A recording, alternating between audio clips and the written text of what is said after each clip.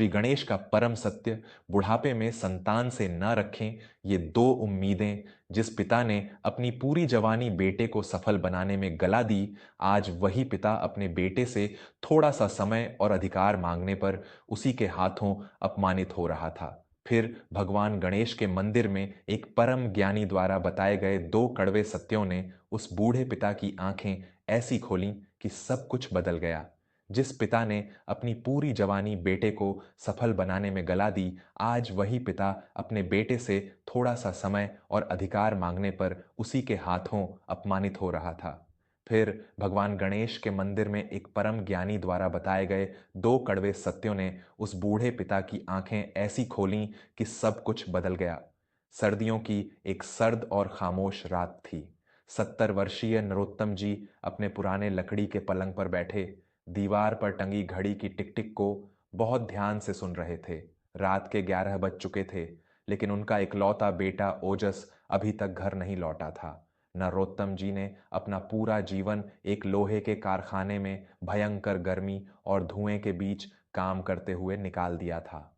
उन्होंने अपने लिए कभी एक नया कुर्ता तक नहीं खरीदा, बस यही सपना देखा कि उनका बेटा पढ़ लिख कर एक बड़ा अधिकारी बने। उनकी तपस्या रंग लाई थी। ओजस आज नगर की एक बहुत बड़ी कंपनी में उच्च पद पर कार्यरत था, लेकिन सफलता के साथ साथ ओजस के जीवन में व्यस्तता और तनाव भी आ गया था। नरोत्तम जी की इच्छा बस इतनी थी कि उनका बेटा शाम को घर आए, उनके पास बैठे, उनके साथ भोजन करे और अपनी पूरी कमाई लाकर उनके हाथों में रख दे, जैसा कि नरोत्तम जी अपने पिता के साथ किया करते थे। तभी मुख्य द्वार खुलने की आवाज आई। ओजस थका हारा और चिड़चिड़ाया हुआ अंदर दाखिल हुआ। उसके पीछे उसकी पत्नी पल्लवी भी थी। ओजस ने अपना बैग सोफे पर पटका और सीधे अपने कमरे की ओर जाने लगा। ओजस, जरा यहां आना, नरोत्तम जी ने अपनी भारी और कांपती हुई आवाज में पुकारा। ओजस ने एक गहरी सांस ली, अपनी आंखें बंद कीं और अनिच्छा से अपने पिता के कमरे में आया। क्या बात है पिताजी? आज कार्यालय में बहुत काम था। मेरा सिर दर्द से फटा जा रहा है। जो भी कहना है जल्दी कहिए। नरोत्तम जी को बेटे का यह रूखापन तीर की तरह चुभा। उन्होंने पास रखी एक डायरी उठाई और बोले, आज महीने की पहली तारीख है ओजस। तुम्हारा वेतन आ गया होगा। मैंने घर के खर्चों का हिसाब इस डायरी में लिख दिया है। तुम अपने पैसे मुझे दे दो, मैं कल जाकर बाजार का सारा कर्ज चुका दूंगा और बाकी पैसे संभाल कर रख दूंगा। और हां, कल रविवार है, तुम मेरे साथ मंदिर चलोगे और फिर हम बैठकर कुछ जरूरी बातें करेंगे। ओजस का धैर्य जवाब दे गया। उसकी आंखों में क्रोध की ज्वाला भड़क उठी। पिताजी, आप कब समझेंगे कि मैं अब कोई 12 साल का बच्चा नहीं हूं। मैं एक पूरे विभाग का नेतृत्व करता हूं। मेरी भी अपनी कोई जिंदगी है, मेरी पत्नी और बच्चों की कुछ जरूरतें हैं। आप हर महीने मेरे पैसों पर अपना एकाधिकार जमाना चाहते हैं। मैं आपको हर महीने एक तय रकम दे तो देता हूं, फिर आपको मेरी पूरी कमाई अपने हाथ में क्यों चाहिए? ओजस ने लगभग चीखते हुए कहा। नरोत्तम जी सन्न रह गए। ये तू क्या कह रहा है ओजस? मैंने अपना पेट काट कर तुझे पढ़ाया है। क्या एक पिता का अपनी संतान की कमाई पर अधिकार नहीं होता? मैं तो बस तुम्हारे भविष्य को सुरक्षित करना चाहता हूं। पल्लवी ने घबराकर बीच बचाव करने की कोशिश की। पिताजी, ओजस का वो मतलब नहीं था। आप शांत हो जाइए। लेकिन ओजस अब रुकने वाला नहीं था। पल्लवी, तुम बीच में मत बोलो। पिताजी को लगता है कि मैं 24 घंटे इनके पास बैठा रहूं और अपनी मेहनत की सारी कमाई इनके चरणों में रख दूं। पिताजी, दुनिया बदल गई है। मेरे पास इतना खाली समय नहीं है कि मैं हर शाम आपके पास बैठकर पुरानी कहानियां सुनूं। मुझे मेरा जीवन अपने तरीके से जीने दीजिए। यह कहकर ओजस अपने कमरे में चला गया और दरवाजा जोर से बंद कर लिया। नरोत्तम जी वहीं अपने पलंग पर बुत बनकर रह गए। जिस बेटे के लिए उन्होंने अपनी हड्डियों को गला दिया था, आज उसी बेटे ने उनके प्यार और उनके अधिकार को एक बोझ बता दिया था। उनकी सूनी आंखों से आंसुओं की एक अंतहीन धारा बह निकली। मेरे आदरणीय और प्रिय श्रोताओं, मैं आपका अपना विवेक वर्मा। जरा सोचिए, जब एक पिता अपनी संतान की खुशी के लिए अपने जीवन के सारे शौक, सारी इच्छाएं मार देता है, तो बुढ़ापे में वह उसी संतान से बस थोड़े से सम्मान और समय की उम्मीद ही तो करता है। लेकिन जब वही संतान उस उम्मीद को पैरों तले रौंद देती है, तो उस बूढ़े पिता का दिल कैसे टूट कर बिखर जाता है। क्या सचमुच आज की पीढ़ी इतनी स्वार्थी हो गई है या फिर हमारे बुजुर्गों की उम्मीदों में ही कोई खोट है? अगर आप भी मानते हैं कि माता-पिता का सम्मान ही इस संसार का सबसे बड़ा धर्म है, तो मेरी आपसे हाथ जोड़कर विनती है कि अभी वर्मा स्टोरीज को सब्सक्राइब करें। आपका एक सब्सक्राइब मुझे समाज की ऐसी ही कड़वी और दिल को झकझोर देने वाली पारिवारिक सच्चाइयों को आप तक पहुंचाने की शक्ति देता है। अपनी भावनाओं को एक आवाज देने के लिए और हमारे इस परिवार से जुड़ने के लिए वर्मा स्टोरीज को तुरंत सब्सक्राइब करें। उस रात नरोत्तम जी एक पल के लिए भी नहीं सो पाए। उनके कानों में ओजस के वो कड़वे शब्द किसी हथौड़े की तरह बज रहे थे। सुबह होने से पहले ही जब पूरा घर गहरी नींद में था, नरोत्तम जी ने अपनी लाठी उठाई और चुपचाप घर से बाहर निकल गए। उनका दिल इतना भारी था कि उन्हें लग रहा था जैसे उनकी सांसें रुक जाएंगी। चलते चलते वो नगर के बाहर स्थित एक अति प्राचीन श्री गणेश मंदिर के प्रांगण में पहुंचे। वहां एक विशाल पीपल के पेड़ के नीचे बैठकर वो फूट फूट कर रोने लगे। वो भगवान गणेश की मूर्ति की ओर देखकर शिकायत कर रहे थे। हे विघ्नहर्ता, ये कैसा न्याय है तुम्हारा? मैंने जीवन भर ईमानदारी से अपना धर्म निभाया, अपना खून पसीना एक करके अपने बेटे को काबिल बनाया, और आज वो मेरी परछाई से भी दूर भागना चाहता है। क्या एक पिता होने के नाते मेरा उस पर कोई अधिकार नहीं? तभी उनके पीछे से एक अत्यंत शांत और गहरी आवाज आई। जब एक वृक्ष अपने फलों को अपनी डालियों से बांध कर रखने की जिद करता है, तो वो फल भी सड़ जाते हैं और वो डाली भी टूट जाती है। नरोत्तम जी ने पीछे मुड़कर देखा। वहां एक बेहद तेजस्वी और वृद्ध सन्यासी खड़े थे। वो आचार्य शिवानंद थे, जो उस क्षेत्र के सबसे ज्ञानी और सिद्ध पुरुष माने जाते थे। उनके चेहरे पर साक्षात सूर्य जैसा तेज और एक अद्भुत करुणा थी। नरोत्तम जी दौड़कर उनके चरणों में गिर पड़े। मुझे राह दिखाइए आचार्य जी, मेरे ही खून ने आज मुझे पराया कर दिया है। मेरा बेटा मेरी कोई बात नहीं सुनता, ना मुझे समय देता है और ना ही मुझे घर का मुखिया मानता है। मेरा हृदय इस अपमान की पीड़ा से फटा जा रहा है। आचार्य शिवानंद ने अत्यंत प्रेम से नरोत्तम जी को उठाया और उन्हें अपने पास एक शिला पर बैठा लिया। तुम्हारा दुख मैं समझ सकता हूं नरोत्तम, लेकिन जो पीड़ा तुम्हें हो रही है वो तुम्हारे बेटे के कारण नहीं, बल्कि तुम्हारी अपनी अज्ञानता और तुम्हारी गलत उम्मीदों के कारण हो रही है। आचार्य जी ने शांत स्वर में कहा। नरोत्तम जी हैरान रह गए। मेरी गलत उम्मीदें? क्या एक पिता का अपनी संतान से कुछ अपेक्षा रखना पाप है? आचार्य शिवानंद मुस्कुराए और बोले, बुद्धि और विवेक के देवता साक्षात भगवान श्री गणेश ने मनुष्य के जीवन के हर पड़ाव के लिए कुछ नियम बनाए हैं। बुढ़ापा जीवन का वो पड़ाव है जहां मनुष्य को मोह माया का त्याग कर देना चाहिए। श्री गणेश कहते हैं कि जो भी माता पिता अपने बुढ़ापे में अपनी संतान से इन दो चीजों की उम्मीद रखते हैं, उनके जीवन में सिर्फ दुख, अपमान और कलह ही लिखा होता है। मेरे प्यारे दोस्तों, उम्र के इस पड़ाव पर आकर हम अक्सर ये भूल जाते हैं कि हमारे बच्चे अब हमारी उंगली पकड़कर चलने वाले वो छोटे बच्चे नहीं रहे, उनकी एक अपनी दुनिया है। हम उनसे वो मांगने लगते हैं जो वो हमें कभी दे ही नहीं सकते। क्या आचार्य शिवानंद का ये दिव्य ज्ञान नरोत्तम जी के हृदय की ज्वाला को शांत कर पाएगा? क्या भगवान गणेश के वो दो परम सत्य किसी भी उजड़ते हुए घर को बचा सकते हैं? अगर आपको भी लगता है कि हमारे शास्त्रों और संतों के वचनों में ही हमारे हर दुख का अचूक निवारण छिपा है, तो मेरी आपसे हाथ जोड़कर विनती है कि वर्मा स्टोरीज को अभी सब्सक्राइब करें।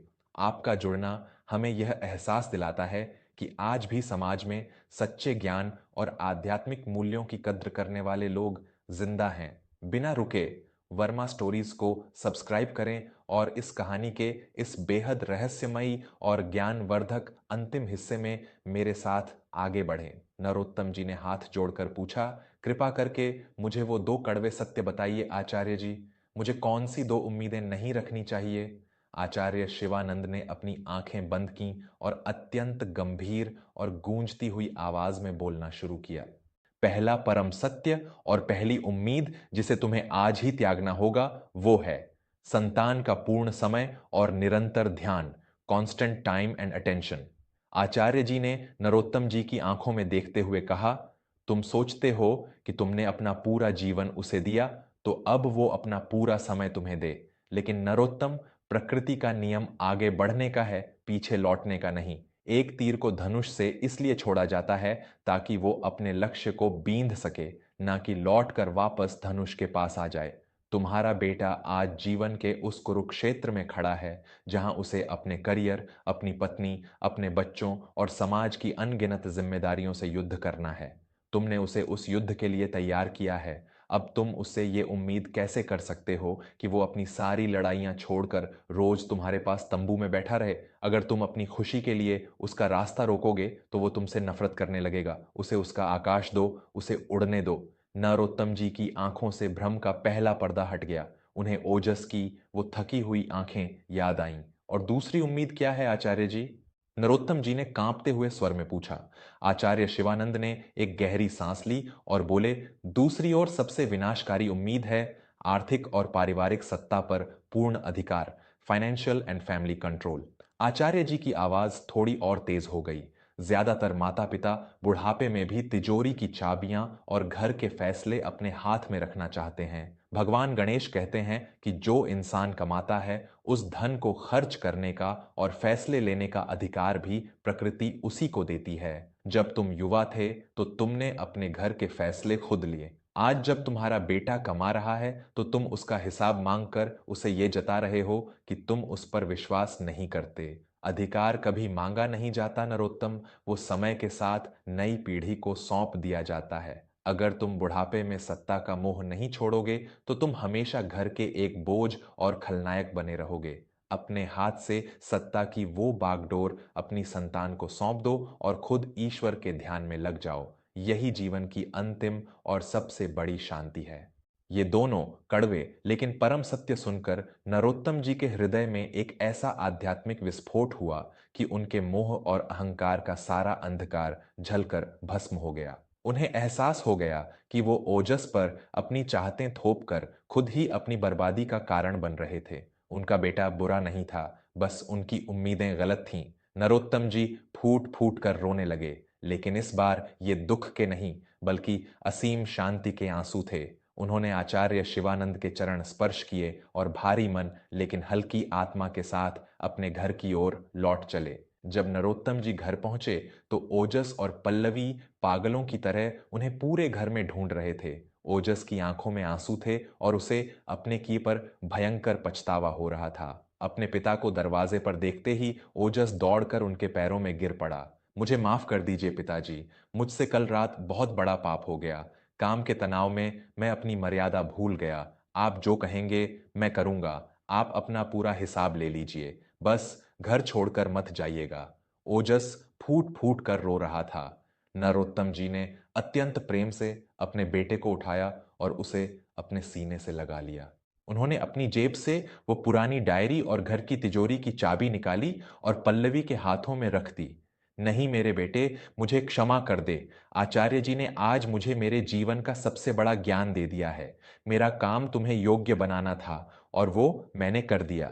अब इस घर को, इन पैसों को और इस जीवन को कैसे चलाना है वो तुम्हारी जिम्मेदारी है। मैं तुम्हारे रास्ते का कांटा नहीं बनूंगा। तुम अपना काम करो और मैं अब अपना बाकी का जीवन ईश्वर के भजन और शांति में बिताऊंगा। ओजस और पल्लवी अवाक रह गए। उन्होंने कभी अपने पिता का इतना शांत और सौम्य रूप नहीं देखा था। उस दिन के बाद से घर का पूरा माहौल ही बदल गया। नरोत्तम जी ने ओजस से हिसाब मांगना बंद कर दिया और ना ही कभी उससे समय मांगने की जिद की। और इसका चमत्कार यह हुआ कि जब ओजस के ऊपर से दबाव हटा तो उसका अपने पिता के प्रति प्रेम 100 गुना बढ़ गया। अब वो खुद रोज शाम को जल्दी घर लौटता और अपनी मर्जी से अपने पिता के पास बैठकर उनसे बातें करता। पल्लवी भी उनका पूरा ध्यान रखने लगी। जिस अधिकार और समय को नरोत्तम जी लड़कर नहीं पा सके, वो उन्हें त्याग और समझदारी से अपने आप मिल गया।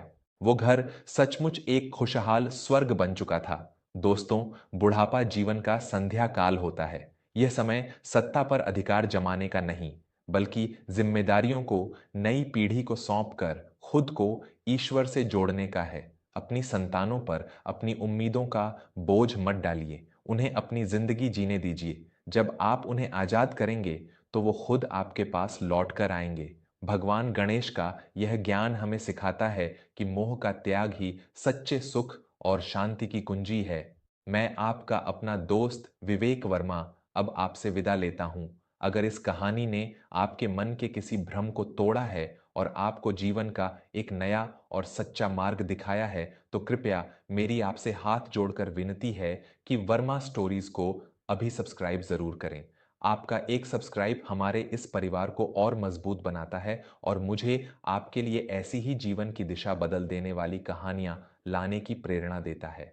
इस कहानी को अपने परिवार के हर सदस्य और हर उस इंसान तक पहुंचाएं जिसे आप सच्चा प्यार करते हैं। कमेंट्स में जय श्री गणेश जरूर लिखें और मुझे बताएं कि आपने अपने जीवन में मोह का त्याग करना कैसे सीखा है। वर्मा स्टोरीज को सब्सक्राइब करके हमेशा ऐसे ही दिल से हमसे जुड़े रहें। स्वस्थ रहें, मस्त रहें और अपनों के पवित्र प्रेम के साथ हमेशा आबाद रहें। धन्यवाद।